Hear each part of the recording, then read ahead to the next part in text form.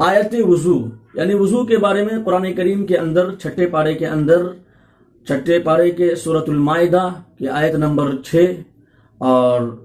صفحہ نمبر 7 کے اندر اللہ تبارک و تعالیٰ کا ارشاد ہے، یا ایھا الذین آمنوا اذا قمتم الی الصلاۃ فاغسلوا وجوہکم وایدیکم وارجلکم الی الکعبین وان کنتم مرضی وعلی سفر الی آخر الآیہ۔ اس آیت کے اندر اللہ تبارک و تعالیٰ نے حکم دیا ہے ایمان والوں کو کہ جب نماز پڑھنے کا ارادہ کرو تو اس سے پہلے چہرے کو دھل لیا کرو۔ تو اس آیت سے فرائض وضو کا ہم کو پتہ چلتا ہے، یعنی 4 چیزیں وضو کے اندر فرض ہے۔ نمبر 1، پیشانی سے لے کے، پیشانی کہا جاتا ہے جہاں سے بال اگنے کی شروعات ہوتی ہے، سر کے بال کی،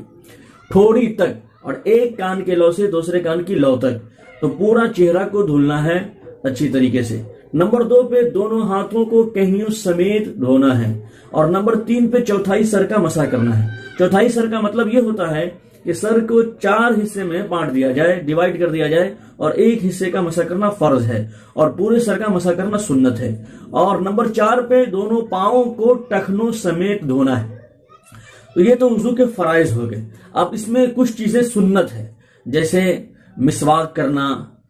اور اسی طریقے سے اللہ تعالیٰ کی رضا کے لیے نیت کرنا کہ میں وضو کر رہا ہوں ثواب کی نیت سے اللہ تعالیٰ کو خوش کرنے کے لیے۔ کلی کرنا، روزہ نہ ہو تو غلغلانے کے ساتھ کرنا ہے، اور اسی طریقے سے ناک میں نرم ہڈی تک، بائیں ہاتھ کا استعمال کرنا ہے، نرم ہڈی تک پانی پہنچانا ہے، اور 3 مرتبہ چہرے کو دھلنا ہے، داڑھی کا کھلال کرنا ہے، اسی طریقے سے انگلیوں کا بھی کھلال کر لینا ہے، ہاتھ کی انگلی کا بھی اور پاؤں کی انگلیوں کا بھی،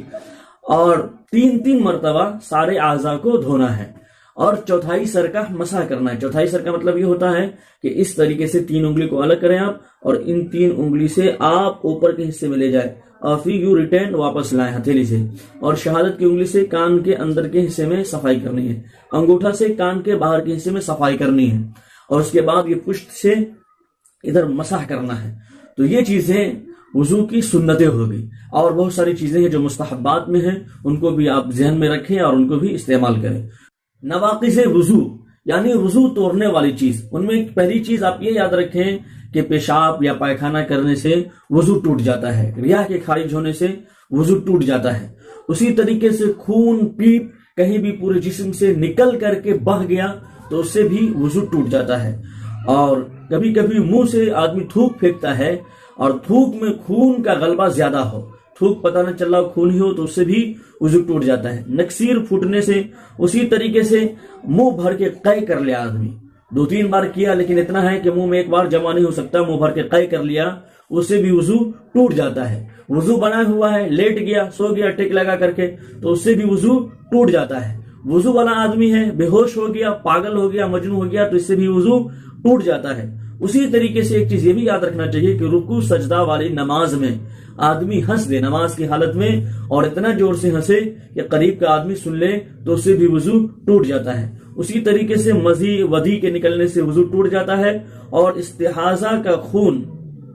یہ بھی ناقض وضو میں شامل ہے۔ ان چیزوں کو ذہن نشین رکھیں۔